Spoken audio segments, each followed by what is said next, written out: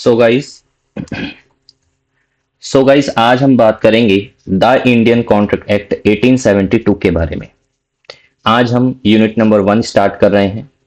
आज हम इसके अंदर पढ़ेंगे ऑफर के बारे में, एक्सेप्टेंस के बारे में, कॉन्ट्रैक्ट के कुछ बेसिक्स समझेंगे, कॉन्ट्रैक्ट कितने टाइप्स का होता है वो समझेंगे। ठीक है, तो आज हमारी यूनिट नंबर 1 का फर्स्ट पार्ट है। तो इस वीडियो का फर्स्ट पार्ट है, तो आप लोग बने रहिएगा वीडियो के अंत तक और जो है इंडियन कॉन्ट्रैक्ट एक्ट को समझने का ट्राई करते हैं। सबसे पहले इंडियन कॉन्ट्रैक्ट एक्ट 1872 क्या है? तो गाइस, इंडियन कॉन्ट्रैक्ट एक्ट 1872 एक बिजनेस लॉ है। कैसा लॉ है? एक बिजनेस लॉ है। ठीक है, और ये जो बिजनेस लॉ है ये दो लोगों के बीच में होने वाले कॉन्ट्रैक्ट्स को गवर्न करता है। अगर दो लोगों के बीच में कोई कॉन्ट्रैक्ट हुआ है, कोई एग्रीमेंट हुआ है, और अगर मान लीजिए उनमें से कोई भी एक पार्टी अपना कॉन्ट्रैक्ट एग्रीमेंट तोड़ती है, तो उसके ऊपर क्या कॉन्सिक्वेंसेस हो सकते हैं, क्या फाइन्स, क्या पेनल्टीज लगाई जा सकती है, इंडियन कॉन्ट्रैक्ट एक्ट 1872 उसके बारे में बात करता है। आज हम बात करेंगे कि कॉन्ट्रैक्ट कैसे बनता है सबसे पहले, क्योंकि इंडियन कॉन्ट्रैक्ट एक्ट 1872 जो है कॉन्ट्रैक्ट्स के ऊपर एप्लीकेबल होता है। तो सबसे पहले हम बात करते हैं कि कॉन्ट्रैक्ट किसको कहते हैं। कॉन्ट्रैक्ट की जो डेफिनेशन है वो इंडियन कॉन्ट्रैक्ट एक्ट के सेक्शन नंबर 2 क्लॉज एच में दी गई है। इसमें लिखा हुआ है कि कॉन्ट्रैक्ट का मतलब होता है एक एग्रीमेंट, और कौन सा एग्रीमेंट? जो एनफोर्सेबल है लॉ से। अगर कोई एग्रीमेंट लॉ से एनफोर्सेबल है तो हम उसको कहेंगे कॉन्ट्रैक्ट। इसका अर्थ हुआ, there is two elements in this definition. The first one is there must be an agreement and the second one is enforceability. अगर फॉर्मूला तौर पर हम कहें इसको, तो कॉन्ट्रैक्ट कैसे बनेगा? एग्रीमेंट और एनफोर्सिबिलिटी को जोड़कर जो है कॉन्ट्रैक्ट बनता है। एग्रीमेंट किसको कहते हैं, एनफोर्सिबिलिटी किसको कहते हैं, ये दो नए शब्द हैं, दोनों के बारे में समझेंगे। एनफोर्सिबिलिटी का मतलब है जिसको कि कोर्ट के अंदर ले जाकर लागू करवाया जा सकता है, जिसको कोर्ट से लागू करवाया जा सकता है। और एग्रीमेंट का मतलब है दो लोग किसी एक चीज के ऊपर अगर एग्री करते हैं तो उसको कहते हैं नॉर्मल सेंस में एग्रीमेंट। देखते हैं कॉन्ट्रैक्ट एक्ट में एग्रीमेंट की क्या डेफिनेशन दे रखी है। तो एग्रीमेंट की जो डेफिनेशन है इंडियन कॉन्ट्रैक्ट एक्ट 1872 के सेक्शन 2 क्लोज ई में दी हुई है, और इसमें लिखा हुआ है कि पहले बात तो कोई भी प्रॉमिस या कोई भी प्रोमिसेस का सेट जो कि कंसिडरेशन का फॉर्मेशन करता है ईच अदर, दोनों पार्टीज के लिए, क्योंकि एग्रीमेंट में दो पार्टीज होती है और दोनों पार्टीज आपस में प्रोमिसेस करती है, और उन प्रोमिसेस की वजह से दोनों पार्टीज के लिए कुछ ना कुछ consideration means something in return, कुछ बदले में बनता है, फॉर्मेशन होता है। तो उसी को हम क्या कहते हैं? कोई भी ऐसे दो लोगों के बीच में किया गया प्रॉमिस जो कि कंसिडरेशन का निर्माण करता है दोनों के लिए, हम इसको कहते हैं एग्रीमेंट। तो अगर इस डेफिनेशन को भी देखें तो यहाँ पे भी दो एलिमेंट्स निकल के आते हैं। एक एलिमेंट निकल के आता है प्रॉमिस, और जो दूसरा एलिमेंट है वो निकल के आता है कंसिडरेशन। तो हम कंक्लूड करके ये कह सकते हैं कि एग्रीमेंट जो है वो दो चीजों का एक संगम है, प्रॉमिस का और कंसिडरेशन का। प्रॉमिस का मतलब जब दो लोग आपस में वादा करते हैं, ठीक है, और उस वादे की वजह से उन दोनों लोगों के लिए कुछ न कुछ समथिंग इन रिटर्न बनता है। जैसे सपोज कीजिए मिस्टर ए मिस्टर बी को अपनी कार बेचना चाहता है, और मिस्टर बी उसके लिए 10 लाख रुपए देने का एग्रीमेंट करता है। तो यहां पर मिस्टर बी के लिए जो कंसीडरेशन है वो है कार, और मिस्टर ए के लिए जो कंसीडरेशन है वो है पैसे। ठीक है, तो यहां पे एक प्रॉमिस दोनों के बीच में हुआ है, कार को बेचने का और कार को खरीदने का और बदले में पैसे देने का। ये जो प्रॉमिस है, इस प्रॉमिस के बदले दोनों पार्टीज को कुछ ना कुछ समथिंग इन रिटर्न मिल रहा है, कंसीडरेशन मिल रहा है। इसी को हम क्या कहते हैं? एग्रीमेंट कहते हैं। तो ये एग्रीमेंट ये चीज होती है। उसके बाद कॉन्ट्रैक्ट्स बनने की कितनी स्टेजेज होती है, कॉन्ट्रैक्ट का निर्माण कब होता है? तो कॉन्ट्रैक्ट समझने के लिए हमें, वैसे डेफिनेशन तो अभी अपन ने देखी थी कि कोई भी एग्रीमेंट जो एनफोर्सेबल है लॉ से। तो यहां पर अगर उस डेफिनेशन को कंक्लूड करें और भी, तो 3 स्टेजेस निकल के आती है। First stage, there must be a promise, पहले प्रॉमिस होना चाहिए। प्रॉमिस अभी अपन ने डेफिनेशन देखी थी, ठीक है, प्रॉमिस, दूसरा एग्रीमेंट, और तीसरा कॉन्ट्रैक्ट। तो देखिए प्रॉमिस की डेफिनेशन देखते हैं। अभी एग्रीमेंट की देखी थी और कॉन्ट्रैक्ट की डेफिनेशन अपन ने देखी थी। अभी प्रॉमिस की डेफिनेशन देखते हैं। जो प्रॉमिस का डेफिनेशन है वो दिया हुआ है सेक्शन 2 क्लोज बी में, और इसमें लिखा हुआ है व्हेन द पर्सन टू हुम ए प्रपोजल इज मेड, जब किसी व्यक्ति जिसको कि एक प्रपोजल दिया गया है वो व्यक्ति, मतलब उस व्यक्ति को हम यहाँ पे कहेंगे प्रोमिजी। देखिए जब ये कॉन्ट्रैक्ट होता है तो कॉन्ट्रैक्ट होने से पहले प्रोमिस बनता है दो लोगों के बीच में, और प्रोमिस में दो पार्टीज में एक पार्टी ऑफरर यानी प्रोमिजर होती है और जो दूसरी पार्टी होती है हम उसको ऑफरी या प्रोमिजी कहते हैं। ठीक है, एक पार्टी ऑफर देती है और दूसरी पार्टी उसका एक्सेप्टेंस देती है। तो जिस पर्सन को आपने जो है ऑफर दिया है, ठीक, अगर वो व्यक्ति सिग्निफाई करता है अपनी असेंट उस ऑफर के लिए, ठीक है, तो उसी को हम कहते हैं कि एक्सेप्टेंस मिल चुकी है प्रपोजल को।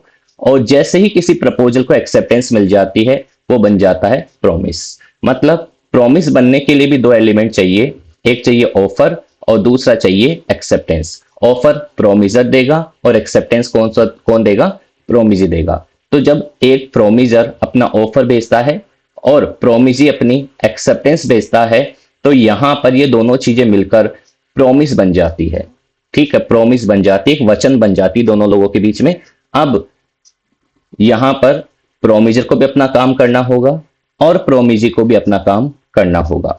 फॉर एग्जाम्पल मान लीजिए मिस्टर ए जो है वो एक ऑफर देता है अपनी कार सेल करने का 10 लाख रुपए में मिस्टर बी को, और मिस्टर बी जो है वो बदले में अपनी कंसेंट देता, अपनी असेंट देता है। तो यहां पर इन दोनों के बीच में प्रॉमिस बन गया है। मतलब एक जने ने ऑफर दे दिया है, दूसरे ने एक्सेप्टेंस दे दी है। एक जने का ऑफर दूसरे का एक्सेप्टेंस मिलकर प्रॉमिस का निर्माण कर देते हैं। अब इन दोनों के बीच में एक प्रॉमिस बन गया है। मिस्टर ए को अब कार देनी होगी और मिस्टर बी को 10 लाख रुपए देने होंगे। ठीक है, तो ये होता है प्रॉमिस। फिर आगे चलते हैं गाइस, समझते हैं। प्रॉमिस में दो एलिमेंट होते हैं, अभी अपन ने देखे थे, एक ऑफर एक एक्सेप्टेंस। सबसे पहले हम समझते हैं ऑफर के बारे में कि ऑफर क्या होता है। सेक्शन 2 क्लोज ए के अंदर ऑफर की डेफिनेशन दी गई है। ऑफर किसको कहते हैं? तो जब एक पार्टी दूसरी पार्टी को सिग्निफाई करती है अपनी विलिंगनेस, ठीक है, टू डू एन एक्ट और not to do an act, to abstain from doing, ठीक है, विद ए व्यू, इस व्यू के साथ कि वो फर्स्ट पार्टी दूसरे पार्टी की असेंट लेना चाहती है इस एक्ट या अब्सटिनेंस के लिए, तो इसी को ही हम एक प्रपोजल करना कहते हैं। मतलब एक पार्टी दूसरे पार्टी के साथ अपनी कोई इच्छा शेयर कर रही है, किसी काम को करने की इच्छा हो सकती है, किसी काम को नहीं करने की इच्छा भी वो हो सकती है। मतलब एक पार्टी किसी दूसरी पार्टी को कोई ऑफर दे रही है, कोई पॉजिटिव काम करने का या कोई नेगेटिव काम करने का, ठीक है। और जो फर्स्ट पार्टी ऑफर दे रही है उसका एक ही मकसद है दूसरी पार्टी को ये ऑफर देने का कि वो दूसरी पार्टी की कंसेंट लेना चाहती है, उसकी इच्छा जानना चाहती है। मतलब फर्स्ट पार्टी अपनी इच्छा भी जाहिर कर रही है किसी काम को करने या नहीं करने की, और वो सेकंड पार्टी की असेंट भी लेना चाह रही है, उसकी भी इच्छा जानना चाह रही है उस एक्ट या अब्सटिनेंस के लिए। उसी को हम एक प्रपोजल कहते हैं। तो अगर इस डेफिनेशन को हम देखें तो इसमें भी 3 एलिमेंट निकल के आते हैं। जैसे कि सबसे पहले दो पार्टीज होनी चाहिए, एक प्रोमिजर और एक प्रोमिजी। प्रोमिजर मतलब अगर एक ही पार्टी है तो वो अपने आप से कोई ऑफर नहीं कर सकती। सपोज कीजिए एक पार्टनरशिप फर्म पार्टनर्स को कोई ऑफर देगी तो वैलिड नहीं माना जाएगा, क्योंकि पार्टनरशिप फर्म और पार्टनर्स का लीगल एग्जिस्टेंस अलग अलग नहीं होता है, सेपरेट लीगल एंटिटी नहीं होती है उन दोनों के बीच में, तो इसलिए वहां पे एक वैलिड ऑफर नहीं माना जाएगा। लेकिन अगर एक कंपनी अपने मेंबर्स को कोई भी ऑफर दे या मेंबर्स कंपनी को कोई ऑफर दे या फिर एक इंडिविजुअल किसी दूसरे इंडिविजुअल को ऑफर दे तो यहां पर एक वैलिड ऑफर माना जाएगा, क्योंकि दो पार्टीज हो रही है वहां पर। तो सबसे पहली कंडीशन तो यही ऑफर की कि there must be 2 parties, first promiser and second promisee. Second जो एलिमेंट इस ऑफर के डेफिनेशन का वो ये है कि जो प्रोमिजर है वो अपनी विलिंगनेस मतलब अपनी इच्छा जो है वो जाहिर करना चाहिए प्रोमिजी को, या तो किसी एक्ट को करवाने की इच्छा हो सकती है या तो कुछ काम नहीं करवाने की इच्छा हो सकती है, ठीक है। और थर्ड वन जो है ये है कि जो ऑफर है वो इस व्यू पॉइंट के साथ दिया जाना चाहिए कि यहां पर ऑफरर ऑफरी की असेंट जानना चाहता है। जैसे फॉर एग्जाम्पल हम दो एग्जाम्पल लेते हैं, एक पॉजिटिव ऑफर का लेते हैं और एक नेगेटिव ऑफर का लेते हैं। सबसे पहले पॉजिटिव ऑफर का एक एग्जाम्पल लेते हैं। मिस्टर ए ने एक ऑफर दिया है मिस्टर बी को, और मिस्टर ए कहता है मिस्टर बी से, will you by my car for ₹10 lakhs, क्या तुम मेरी कार खरीदोगे 10 लाख में। यहाँ पे ये जो ऑफर ए ने मिस्टर बी को दिया है ये पॉजिटिव ऑफर है, किसी काम को करवाने का ऑफर है, ठीक है। Here mister A share his willingness, यहाँ मिस्टर ए अपनी विलिंगनेस शेयर कर रहा है मिस्टर बी के साथ कि वो अपनी कार बेचना चाहता है। This is a positive act and here mister A have intention, और ये इस इंटेंशन के साथ वो मिस्टर बी को ऑफर दे रहा है कि उसका इंटेंशन ये है मिस्टर बी से उसकी कंसेंट रिसीव करना, तो यहाँ पे ये एक वैलिड ऑफर माना जाएगा। दूसरा एग्जाम्पल, अगर मान लीजिए मिस्टर ए एक जॉब ऑफर करता है मिस्टर बी को, ठीक है, और ऑल्सो एक और नेगेटिव ऑफर भी देता है कि not to do job elsewhere up to the working for mister A. मतलब मिस्टर ए जो है मिस्टर बी को एक जॉब ऑफर करता है, तो वो जो है दो ऑफर उसको देता है, एक तो जॉब ऑफर दे रहा है और दूसरा वो एक और ऑफर देता है और बोलता है कि जब तक तुम मेरे यहाँ काम कर रहे हो तुम कहीं और जगह काम नहीं करोगे। एक नेगेटिव ऑफर भी साथ में देता है। तो यहाँ पर दो ऑफर दिए गए मिस्टर ए के द्वारा मिस्टर बी को, एक तो जॉब ऑफर दिया गया है और एक नेगेटिव ऑफर भी साथ में दिया गया है, ठीक है। तो यहाँ पर मिस्टर बी क्या करता है, वो कंसेंट देता है for both of the offers, दोनों ऑफर्स के लिए, जो एक पॉजिटिव ऑफर है जॉब ऑफर और एक नेगेटिव ऑफर है कि आप कहीं दूसरी जगह तब तक काम नहीं करोगे जब तक मेरे यहाँ काम कर रहे हो। ये हो गया एक नेगेटिव ऑफर।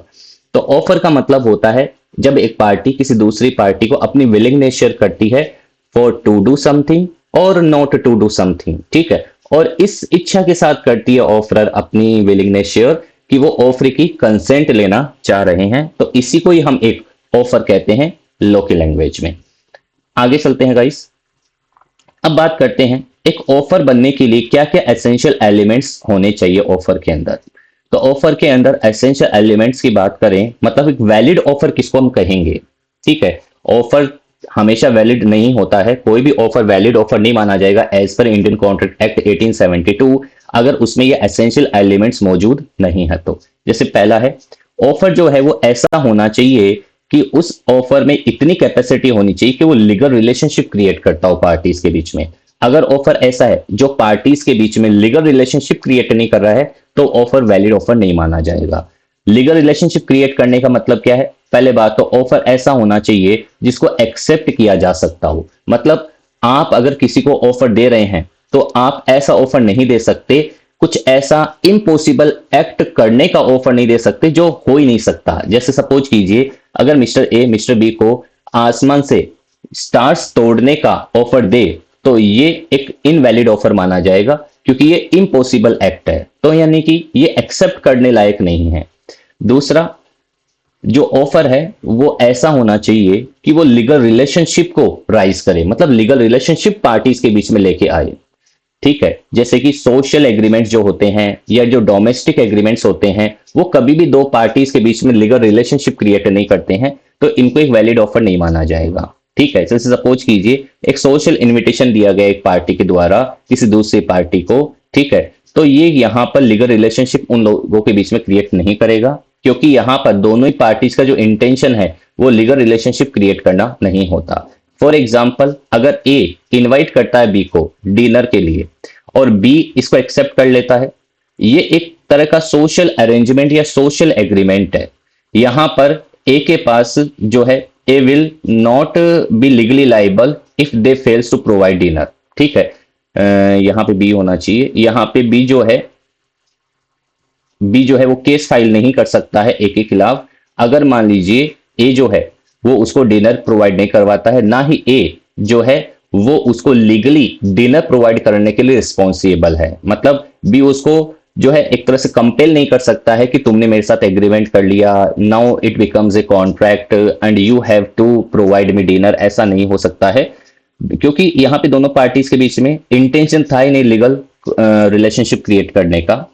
एक और एग्जांपल हम देखते हैं, जैसे सपोज कीजिए a father promises to give his son a new car if the son passes his exams. एक फादर अपने बेटे से एक प्रॉमिस करता है कि अगर उसके बेटे ने सी एग्जाम या CS एग्जाम या CMA एग्जाम क्लियर कर लिया तो वो उसको एक कार देगा।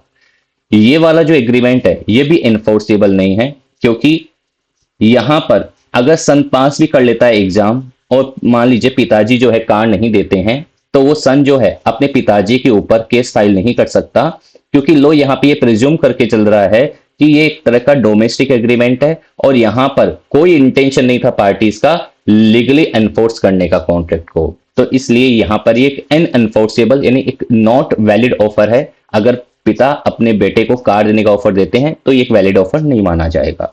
इसे लेकिन अब यहाँ पे एक चीज और समझिए, जैसे कि एक हस्बैंड है और एक वाइफ है और दोनों सेपरेट हो गए, ठीक है, या सेपरेट होना चाहते हैं, and they sign a formal return agreement regarding property और मेंटेनेंस पेमेंट। और दोनों के बीच में एक फॉर्मल एग्रीमेंट कोर्ट के अंदर होता है जिसमें प्रॉपर्टी और मेंटेनेंस को लेकर, पेमेंट्स को लेकर बात की जाती है।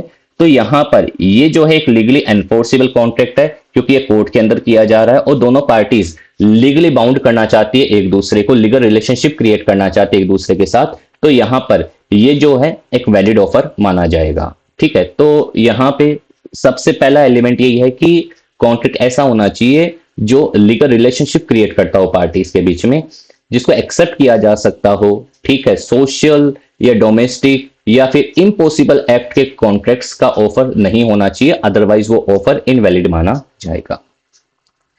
दूसरा एलिमेंट देखते हैं। दूसरे एलिमेंट में कहा गया है कि जो ऑफर है वो सर्टेन होना चाहिए, वो डेफिनेट होना चाहिए और वो वोग नहीं होना चाहिए। मतलब कि जो है सर्टेन होना चाहिए उसमें सारी चीजें, उसमें डेफिनेट चीजें बताई होनी चाहिए और वो अनक्लियर बिल्कुल भी नहीं होना चाहिए। यहां बताया गया ऑफर इज वोग। अगर ऑफर वोग है, अनक्लियर है या इनडेफिनेट है, मतलब उसमें कोई लिमिट बताई भी नहीं है, तो इसकी जो एक्सेप्टेंस है वो कभी भी कॉन्ट्रेक्चुअल रिलेशनशिप क्रिएट नहीं करती है पार्टीज के बीच में, ठीक है।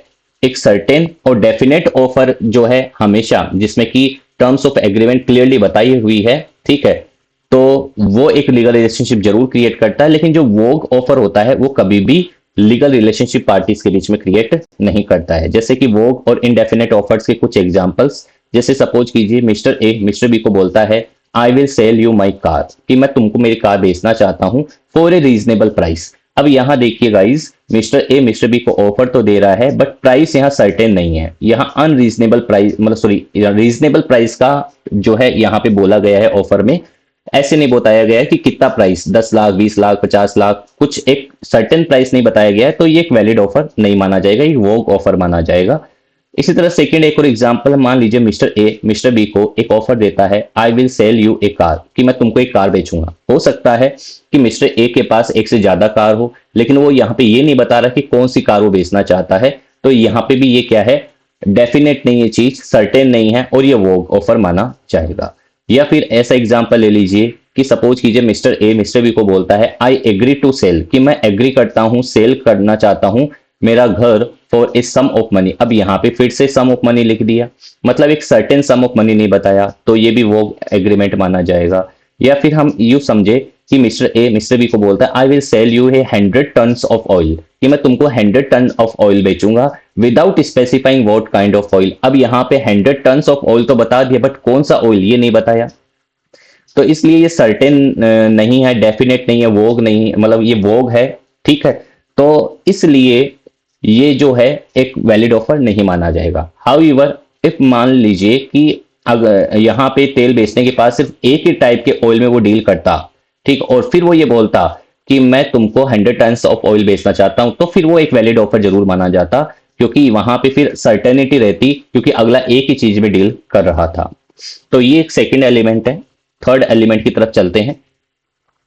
थर्ड एलिमेंट कहता है कि ऑफर तभी वैलिड माना जाएगा जब ये ऑफर कम्युनिकेट हो जाए ऑफरी तक, ठीक है। यानी कि वैलिड ऑफर हमेशा ऑफरी तक कम्युनिकेट भी होना चाहिए, ठीक है, पहुंचना चाहिए। Offer must be communicated to the person to whom it is made, यानी कि ऑफरी तक ऑफर पहुंचना चाहिए। और कब माना जाएगा कि ऑफर ऑफरी तक पहुंच गया है, जब ये रीच हो जाता, उसके पास पहुंच जाता है, and comes to the knowledge to the promisee, और जो प्रॉमिस यानी ऑफर है उसके नॉलेज में भी आ जाता है, मतलब उसके पास पहुंचना ही जरूरी नहीं है, उसके नॉलेज में भी आना जरूरी है। ठीक है, तो ही कम्युनिकेट माना जाएगा, अदरवाइज ये कम्युनिकेट नहीं माना जाएगा। तो इसलिए ऑफर का कम्युनिकेशन होना जरूरी है। ठीक है, अगर ऑफर कम्युनिकेट नहीं होता है तो ऑफरी अपनी एक्सेप्टेंस नहीं दे सकता है, क्योंकि सीधी सीधी सी बात है, अगर किसी को ऑफर का नॉलेज ही नहीं है तो वो एक्सेप्टेंस कैसे दे सकता है अपनी। ठीक है, यहाँ पे एक केस भी हुआ है लालबेन शुक्ला और गौरी दत्त के बीच में, और इस केस में क्या हुआ था कि गौरी दत्त एक पार्टी थी जिसका जो नेफ्यू है वो जो है कहीं खो गया था, रन्स अवे, वो भाग गया था, and he sent his servant. अब गौरी दत्त क्या करता, अपना एक उनका सर्वेंट था लालबेन शुक्ला, उसको जो है अपने नेफ्यू को खोजने के लिए भेजते हैं, to search for the boy. After Shukla had already found the boy and return that announced a reward for information. अब यहाँ पे एक्चुअली होता क्या है कि जैसे ही शुक्ला जो है उस बॉय को ढूंढ के लेके आते हैं और वो रिटर्न करते हैं, उसी समय जो गौरी दत्त है वो एक जो है रिवॉर्ड अनाउंस करता है, बट वो रिवॉर्ड जो है उनको उस टाइम पता ही नहीं था जिस टाइम की वो एक्सेप्टेंस दे रहे थे। ठीक है, तो यहां पर क्योंकि जब एक्सेप्टेंस दे रहे थे, बच्चे को खोज रहे थे, उस टाइम उनको पता ही नहीं था कि ऐसा कोई रिवॉर्ड घोषित किया हुआ है, तो एक्सेप्टेंस देते समय ऑफर नहीं दिया गया था, इसलिए ये ऑफर एक वैलिड ऑफर नहीं माना जाएगा। और जो लालबेन शुक्ला है वो उस रिवॉर्ड के लिए क्लेम फाइल नहीं कर सकते कोर्ट के अंदर, क्योंकि एक्सेप्टेंस हमेशा ऑफर के बाद होनी चाहिए। जिस टाइम आप एक्सेप्टेंस दे रहे हो किसी को तो आपको ऑफर का नॉलेज होना चाहिए, जो कि यहां लालबेन शुक्ला को नहीं था। एक और केस हुआ था जैसे भगवान दास वर्सेस गिरधारी लाल। इसके अंदर क्या बोला हुआ है कि where an acceptance is made by the intended offeree. अगर कोई इंटेंडेंट ऑफरी है, मतलब कि कोई ऑफरी बनने वाला है, अभी ऑफरी बना नहीं, उसके पास ऑफर आया नहीं है, ठीक है, कोई भी इंटेंडेंट ऑफरी अगर कोई एक्सेप्टेंस देता है without the knowledge of the offer, जबकि उसको ऑफर की नॉलेज ही नहीं है, तो यहां पर ये एक एक्सेप्टेंस नहीं मानी जाएगी, क्योंकि ये ऑफर उसको प्रॉपरली कम्युनिकेट नहीं हुआ है। तो इसलिए बच्चों ये जरूरी है कि ऑफर जो है अगले तक, ऑफरी तक पहुंचना चाहिए, तो ही वो अपनी वैलिड एक्सेप्टेंस दे सकता है। अगर ऑफर पहुंचा ही नहीं है तो वो एक वैलिड ऑफर नहीं माना जाएगा। ठीक, और उसकी एक्सेप्टेंस नहीं दी जा सकती है। नेक्स्ट जो है वो ये है वैलिड ऑफर के एसेंशियल्स में, it must be made with a view to obtaining the assent of other party offeree. हमेशा ऑफर इस व्यू पॉइंट के साथ देना चाहिए ऑफर को कि वो ऑफर की क्या लेना चाहता है, असेंट लेना चाहता है। If the offer is only sharing certain things without having an intention to receive assent, अगर मान लीजिए ऑफरर ऑफरी को कुछ शेयरिंग तो करता, अपनी विलिंगनेस तो बताता है, बट यहां पर ऑफर का इंटेंशन ऑफर से उसकी कंसेंट लेना नहीं है किसी भी ऑफर के लिए, तो उसको कभी भी एक वैलिड ऑफर नहीं माना जाएगा। जैसे कि एग्जांपल के लिए आपने सुना होगा इनविटेशन टू द ऑफर। एक इनविटेशन जब किसी पार्टी को दिया जाता है, ठीक है, तो इनविटेशन जो है ऑफरर अगर इनविटेशन दे रहा है, ऑफरर किसी ऑफर का इनविटेशन दे रहा है, तो इसका मतलब जो साफ है, इनविटेशन टू ऑफर जो है उसमें वो पर्सन अपनी विलिंगनेस तो शेयर कर रहा है, बट वो किस तरह की विलिंगनेस है उस व्यक्ति की, वो सिर्फ वो ऑफर रिसीव करना चाहता है ऑफर से। ठीक है, तो इसलिए कोई भी व्यक्ति जो इनविटेशन टू द ऑफर दे रहा है वो सिर्फ लोगों को अट्रैक्ट कर रहा है कि लोग आए और उसको ऑफर दें। ठीक है, एक्सेप्टेंस नहीं मांग रहा वो लोगों से ऑफर मांग रहा है। तो देखिए इनविटेशन टू ऑफर अगर कोई व्यक्ति देता है तो उसको वैलिड ऑफर नहीं माना जाता, क्योंकि वहां पे इनविटेशन टू द ऑफर का जो मतलब होता है वो ये होता है कि वहां पे इनविटेशन टू ऑफर देने वाला व्यक्ति मात्र ऑफर रिसीव करने के लिए वो इनविटेशन दे रहा है, ना कि एक्सेप्टेंस रिसीव करने के लिए ऑफर दे रहा है। इसलिए जब वो ऑफर एक्सेप्टेंस रिसीव करने के लिए दिया ही नहीं गया है, ऑफर रिसीव करने के लिए दिया गया है, तो उसको हम एक वैलिड ऑफर नहीं कह सकते। That means invitation to the offer is not a valid offer. ठीक है, ये आपको पता होना चाहिए। इसके बारे में और भी चर्चा करेंगे नेक्स्ट वीडियो के अंदर। फिर आगे चलते हैं कि ऑफर जो है वो कंडीशनल भी हो सकता है। ऑफर कंडीशनल भी हो सकता है, मतलब ऑफर जब ऑफर देता है तो वो कुछ कंडीशन भी इंपोज कर सकता है उनके अंदर, जैसे कि an offer may be made subject to any terms and condition by the offer. Offer जो है कुछ सब्जेक्ट मतलब कि टर्म्स एंड कंडीशन ऑफर के अंदर जोड़ के ऑफर दे सकता है ऑफरी को। जैसे कि अगर मान लीजिए एक ऑफरर जनरल ऑफर देता है, पब्लिक के अंदर कोई ऑफर देता है, तो यहां पर वो कंडीशन मेंशन कर सकता है कि कौन से लोग इस ऑफर को एक्सेप्ट कर सकते हैं, कौन से लोग इसको एक्सेप्ट नहीं कर सकते, या वो कुछ कंडीशन भी इंपोज कर सकता है। तो यहां पर केवल वो ही व्यक्ति उसकी एक्सेप्टेंस दे सकता है, केवल वो ही व्यक्ति उसकी एक्सेप्टेंस दे सकता है जिसने की वो कंडीशन सारी पूरी करी हो जो ऑफरर ने ऑफर में प्रेस्क्राइब कर रखी है। मतलब कंडीशनल ऑफर के केस में सिर्फ वो ही व्यक्ति एक्सेप्टेंस दे सकता है जिसने ऑफर की सारी कंडीशंस को पूरा किया हो।